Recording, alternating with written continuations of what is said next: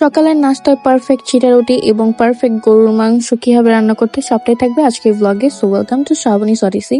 তো সকালবেলায় আম্মু হচ্ছে যে আজকে চিটা রুটি বানায়, আর এটাকে খুব সুন্দর আম্মু চিটিয়ে চিটিয়ে বানিয়ে নিচ্ছিল। আর এই চিটা রুটিটাকে আমাদের গ্রামের ভাষায় বলা হয় চিট রুটি।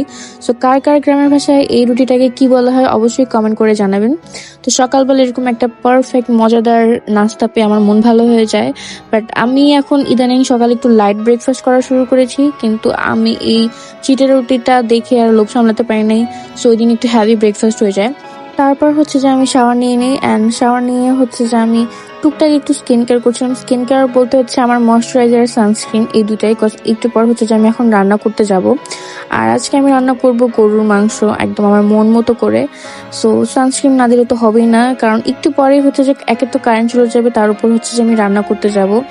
আর আমার চুল যেহেতু লো পার্সিটি, সো আমি হচ্ছে যে চুল একটু হেয়ার সিরাম ইউজ করি, না হলে চুল হচ্ছে অনেক বেশি উস্কো খুস্কো হয়ে থাকে।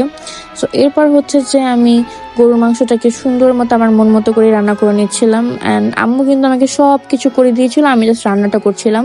সো আর মাঝখানে হচ্ছে আমি আমার চুড়িটাকে একটু শো করে দিচ্ছি, বিকজ আমার এই চুড়িটা খুবই পছন্দ ছিল, আমার ড্রেসের সাথে খুবই সুন্দর মতো ম্যাচ করছিল চুড়িটা। সো এই জানা আমার গরুর মাংস অলমোস্ট রান্না শেষের পথে, কারণ এখন শুধু এটা জাল হতে থাকবে। অ্যান্ড ফাইনালি যখন এটা একদম রেডি, তখনই হচ্ছে যে আমি লাঞ্চ করি গরুর মাংস দিয়েই। এখানে আম্মু হচ্ছে আমাকে সব বেড়ে দিচ্ছিল, আম্মু আমাকে এতগুলা মাংস দেয়।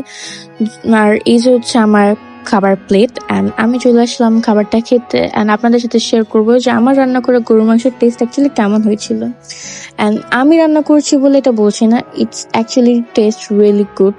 আমার গরুর মাংস খুবই পছন্দ বলতে আমার প্রত্যেকটা খাবার যেটাই খুবই পছন্দ, সেটা আমি দেখা যায় যে ওই একদিনের ভিতরে 2 বার খেতে পারবো, বাট টানা আমার খাওয়া আমার পক্ষে সম্ভব হয় না। সো একটা খাবার দেখা যায় যে আমি যদি একবার খাই, দেন ওটা আমি নেক্সট উইকে আবার খাওয়াটা প্রেফার করি, একদম ডেলি না। সো এরপর সন্ধ্যায় হচ্ছে যে আব্বু আমাদের নিজেদের গাছের কাঁঠাল ভাঙে, অ্যান্ড এটা ছিল একটু বড় বড় রোয়ালা কাঁঠাল। আর এই টাইপের কাঁঠাল আমার কাঁঠালগুলো আমার একটু পছন্দ না। আমার হচ্ছে যে নরম সফট ছোট ওই টাইপের গুলো খুব পছন্দ, এটা একটু হার্ড ছিল, তার জন্য কাঁঠালটা আমি খাইনি। তারপর আনারস কাটতে চলে আসছি, কারণ আনারস আমার খুবই পছন্দের। আর আনারসটা এত মিষ্টি ছিল, একটু থাকে না আনারস একটু টক টক মিষ্টি মিষ্টি, একদমই না, আনারসটা টোটালি মিষ্টি ছিল, একদম চিনির মতো। সো এই যে এখন হচ্ছে যে আমি আনারস খেতে থাকি। আর আপনারা অবশ্যই কমেন্ট করে জানাবেন আমার ভিডিওগুলো আপনাদের কেমন লাগে, আর কি কি টাইপের ভিডিও আপনারা আমার কাছ থেকে দেখতে চান সেটা অবশ্যই কমেন্ট করে জানাবেন। So thanks for watching.